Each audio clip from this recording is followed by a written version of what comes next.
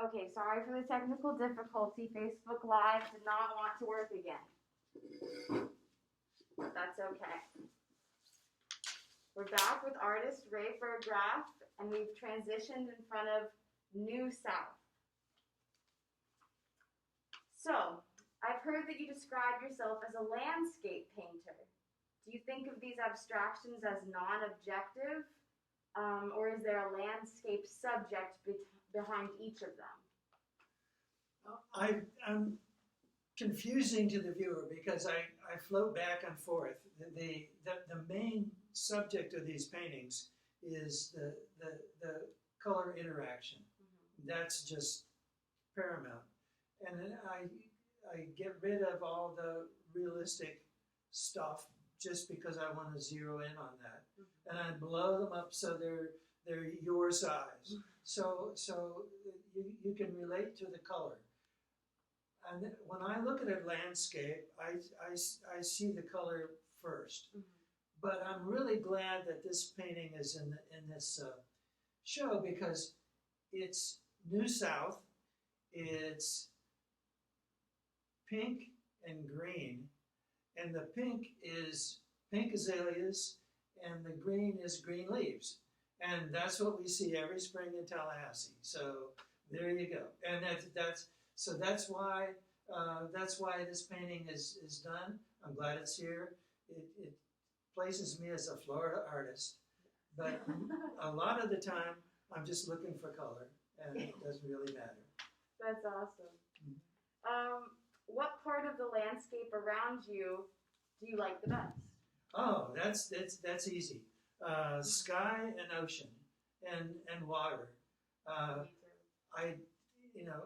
Trees and land and dirt and things like that are okay, but they're not for me. I like the air and the space, and I think you see that in my paintings. I think they're about that part of the landscape. Yeah, I was just looking at that one, and it the one behind, which we'll show you all later, but that one almost reminds me of like waves, mm-hmm. Ocean waves. So the video that you made for this show, Painting in Motion, suggests that you like to see a landscape as you are moving through it rather than a fixed scene. Can you tell us about that? Sure. In the video, I definitely move through the landscape. At one point, right in the middle of the video, you're zooming down the superhighway in San Joaquin Valley orchards, and the trees are flying by, and the road noise is really irritating. And then all of a sudden, you end up in my studio with this nice, quiet time with a slowly rotating sculpture, and it feels so good. And it's you find your happy place. Yeah. So that's why. But I fly on airliners. I drive cars. I do all these things that people do. I don't sit there and stare at a landscape. I move through it, and I think just about everyone else does too. So I cannot do a through the window kind of painting. That's a very good point. I love how you put that. The scenes in your movie are more often of places in the West and Canada. So do you travel a lot? Like, do you like it better on the West Coast? I heard, because you went to UC Berkeley, you said before how you were excited that you went to the West Coast. Yeah, I do travel a lot. I travel in the West, and the landscape there is really interesting. It is. Especially, say, the scene from Whistler Mountain, where the people are tiny little ants down there, and you feel like I'm really up there.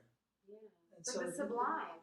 It is, and that's why I like the landscape, and I like Western landscape. Yeah. A lot of times I have the time. I'm on vacation. I can take movies too. Awesome. So do you have memories of growing up on an Ohio farm, or do memories of growing up on the Ohio farm influence your painting?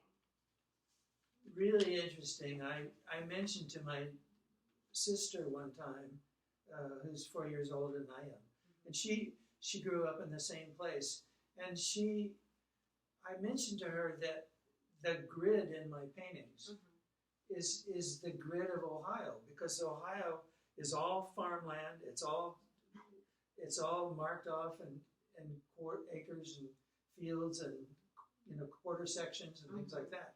And I lived in a grid when I was small. So why not paint that way? Wow. So were your parents farmers? Like you grew up on an actual farm? My father was a farmer. Wow, that's amazing. Did moving to Florida influence the landscape part of your painting and going to the beach? Oh yeah, Florida has been really wonderful. Of course, I mentioned that I like the sky and the ocean and those kinds of things, and that's all in my video too. And I just like air and space, and that's what I try to paint. Amazing. That's a hard thing to paint, but you do it so well. You do an amazing job. So back to your process and your medium and everything. Wouldn't it be easier to get a blend using an airbrush or a spray paint rather than a brush? I've been accused of using an airbrush. I mean, people will come up and say, "What kind of airbrush do you use?" I don't do that. Yeah. I brush it. Yeah. The reason is for quality. Yes. It's nice, thick paint. It usually has 2 or 3 coats, and I know that I'm building a reflector. And when you do that, you have to make a good solid substrate and a good solid paint surface, and that's what I make. Well, we talked about this a bit and how the Florida humidity helps with your acrylic painting, but you still have to do it quickly since acrylic dries in 3 minutes. But wouldn't it be easier to paint with oil and then you'd have all the time in the world for it to dry? Well, oil won't let you use masking tape. So I'm stuck there. Yeah. And also, oil paint is just too slow. Yeah. It's just too slow. Yeah. And it won't give me, it just won't give me the quality I want quickly enough. Yeah. And it's also dangerous. Yeah. I don't like solvents, and I don't like some of the character of the paint. Things are very some of the pigments are very toxic, and in oil paint they're really volatile.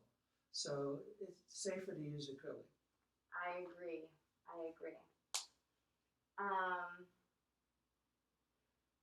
So how, we kind of went over this. The next question is, how do you get your edges so clean?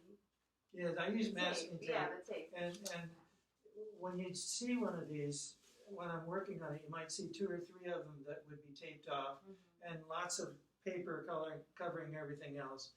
And it's sort of like a surgeon working in a hospital. Yeah. You're Are you on the floor, or is it propped up, or?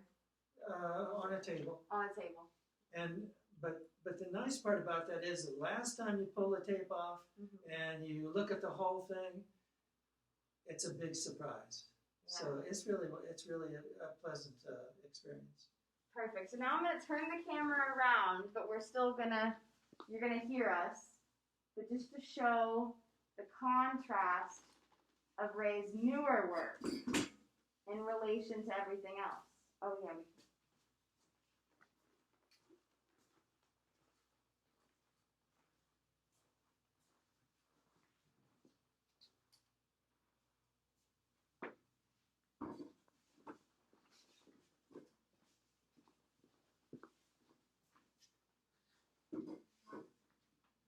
So, it's incredible that we get to see all of your early work from, 1970, 1980, and then we get to see this work.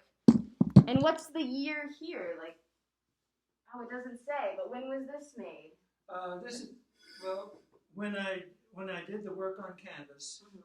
I was just out of school and I was kind of limited in terms of what I could do. Mhm. I could blend 2 colors. Now I can blend 3, or maybe even more. Yeah. But and I couldn't satisfy the color. The color kept saying, "Please let me out of here. You know, let me off this rectangle. Yes. I want to move around in space." Mhm. So that's when I got to this one, and it's well, the first thing I did was do little rectangular panels. Mhm. After these canvases, I did the little rectangular panels. Then I started cutting off the tops and shaping those, and then I finally got to this one, which is totally shaped. So that's the evolution. The color asked for it.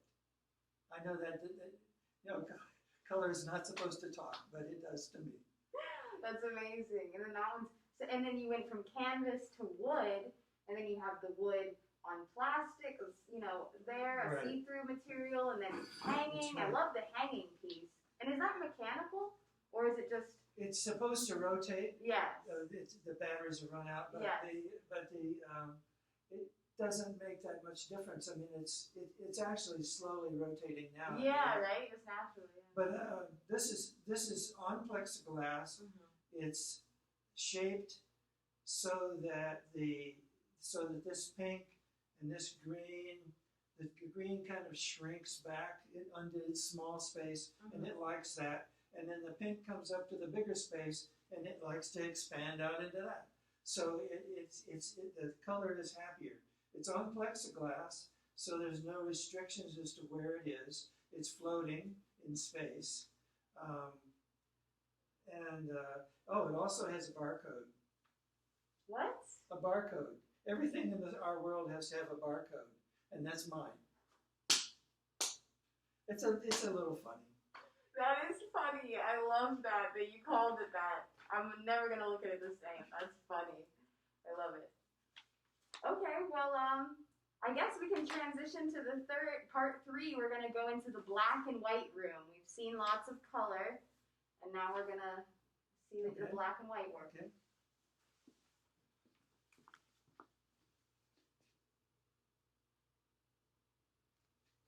Perfect. It's ended, and I'm gonna share it. Lots of people are watching, but they'll be able to watch again later.